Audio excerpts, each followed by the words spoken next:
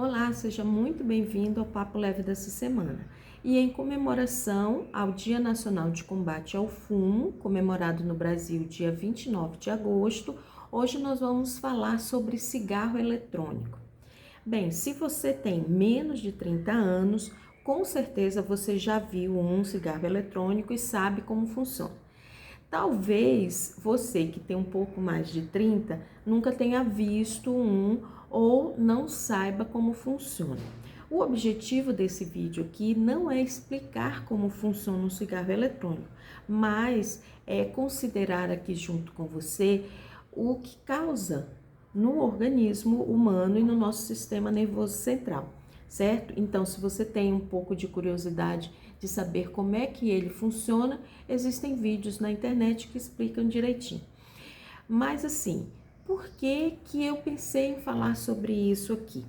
Para aderir à campanha e dizer que realmente o fumo, o hábito de fumar é uma coisa muito prejudicial à saúde. Os dados mais atualizados do Brasil trazem um número de mais de 400 mortes por dia por doenças relacionadas ao fumo. Será que a gente consegue ter a noção disso? O que são 400 pessoas por dia morrendo no Brasil por doenças relacionadas ao fumo. E às vezes a gente tem a impressão que fumar está fora de moda. A gente não vê tanto mais as pessoas aí fumando, até porque existem muitas proibições do fumo em ambientes fechados. Mas isso é apenas uma falsa impressão, infelizmente. O uso do fumo no Brasil tem aumentado, principalmente entre os jovens. Então, durante algum tempo, ali pela década de 70, 80, o fumo, o cigarro convencional, ele era associado a pessoas bonitas, cheias de liberdade, jovens atletas, jovens com carros. Então ele transmitia para o jovem aquele status, aquela sensação de que você fumando, você estava livre, você tinha mais autonomia.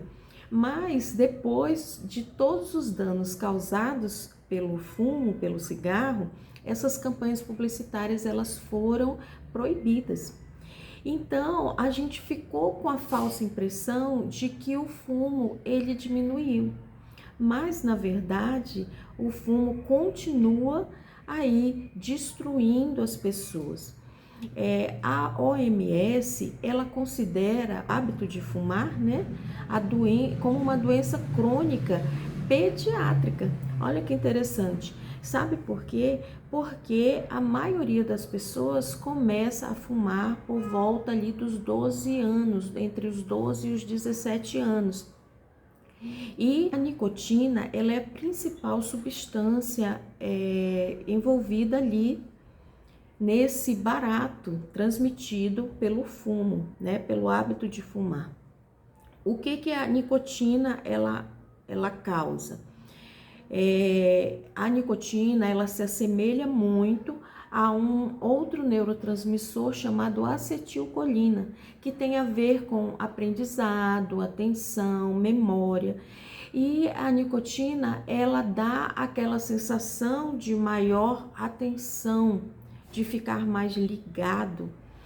Além do que, a nicotina ela também dispara a produção de dopamina, que é o neurotransmissor relacionado ao relaxamento e ao bem-estar.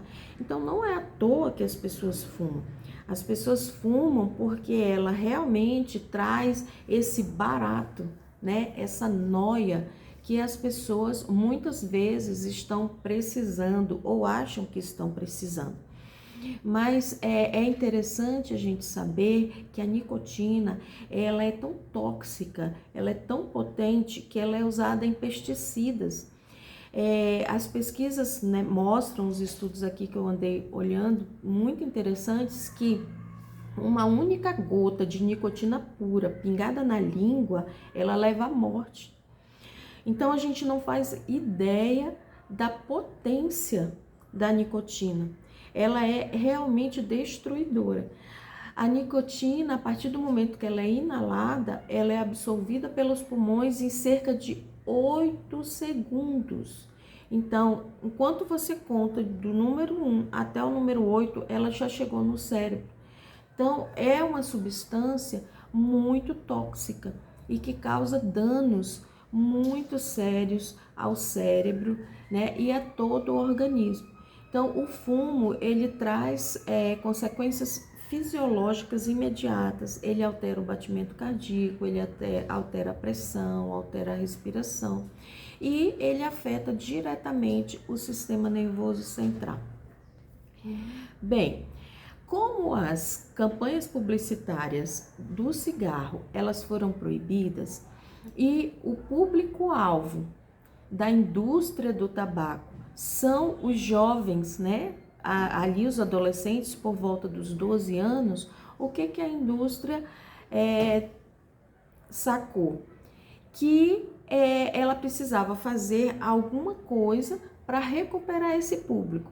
E uma das maiores queixas dos usuários do tabaco é que a primeira vez que se fumou não foi legal, por conta do gosto. Então, eles associaram ali a principal queixa com o público-alvo e eles pensaram num dispositivo que oferecesse ao jovem modernidade associada a um status e a um gosto suave, a um gosto doce, adocicado e um cheirinho muito gostoso. Então as pessoas se queixavam, o fumo ele é legal, mas ele deixa a gente, né, impregnado ali daquele cheiro. Então vamos alterar esse cheiro, vamos colocar um cheirinho doce. E o sabor, deixa um sabor ruim na boca, então vamos mudar, vamos colocar um sabor mentolado, né? Isso já existia no cigarro tradicional, mas ele foi mais refinado.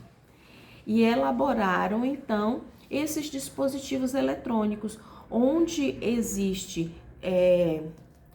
uma substância, um óleozinho, que muda de sabor conforme o gosto, né? Tem vários, então a pessoa compra ali de melancia, de tutti-frutti, sabores doces, e ela então pinga ali no vaporizador, contendo nicotina, e o usuário então inala aquela substância. Logo no início desses dispositivos, as pessoas diziam que não tinha nicotina, mas isso não é verdade.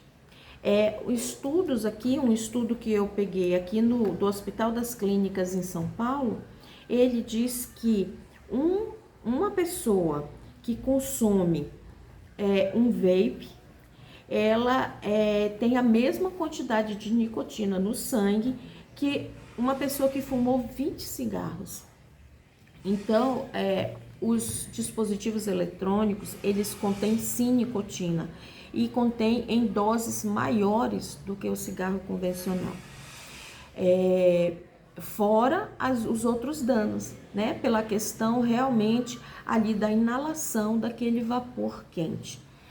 Existe aí já sendo comercializado alguns desses óleozinhos que diz não conter nicotina. Isso não é verdade. Todos eles têm alguma dose de nicotina. Então, às vezes, né, o jovem diz assim, não, mas esse aqui é suavezinho, né, ele não tem nicotina. Isso não é verdade. Todos eles contêm uma dose de nicotina. E essa nicotina, ela faz os efeitos já citados aqui. Causa dependência, ela causa aquela sensação imediata de alívio, de relaxamento, mas ela faz com que você queira mais e mais e mais, porque o cérebro vai criando tolerância, certo? Então, é importante para quem trabalha com jovens, né, para os professores, para você que tem filhos, adolescentes, estar de olho nisso. Porque esse dispositivo, apesar de proibido no Brasil, ele é muito fácil de encontrar para vender e ele está muito em moda. Seja qual for o motivo pelo qual a pessoa resolveu fazer uso dessa substância, é importante entender que ela está prejudicando a sua saúde. E a nossa principal análise deve ser o porquê ela escolheu esse caminho. Ela está procurando ali aceitação pelo grupo, ela está precisando de convívio social, né? Se sentir parte de algum grupo, ou de repente ela está buscando alívio para algum desconforto mental ou alívio para a ansiedade. Enfim, as causas para o uso de substâncias entorpecentes, elas são diversas, mas além de evitar o consumo, é importante a gente avaliar o porquê que a pessoa está buscando esse tipo de fuga da realidade. Por que a pessoa está preferindo se anestesiar? Porque a droga, a substância entorpecente do sistema nervoso, ela é, como o próprio nome diz, uma droga, né? Ela não vai resolver o teu problema, ela apenas vai te dar um alívio imediato que vai te trazer muito mais sequelas, muito mais danos, tá? Então, fica aqui a nossa reflexão, porque nessa busca da adolescência, nessa busca pela própria identidade, muitas vezes o jovem, ele vai ali mostrar para todo mundo que ele pode fazer as próprias escolhas, que ele é independente, mas ele está, na verdade, bastante confuso e ele precisa ali da nossa atenção, da nossa orientação. Então, eu espero ter ajudado aqui um pouquinho, né? Reforçando que eu estou dentro dessa campanha do não às drogas, não ao fumo, não às substâncias que entorpecem a sua mente. Então, vamos trabalhar aqui os nossos conflitos, né? As nossas dificuldades, para que não seja necessário a gente correr atrás desse tipo de coisa, tá bom? Então, compartilha o vídeo aí com seus amigos e deixa o teu joinha, é bastante importante. E eu te aguardo aqui no próximo Papo Leve.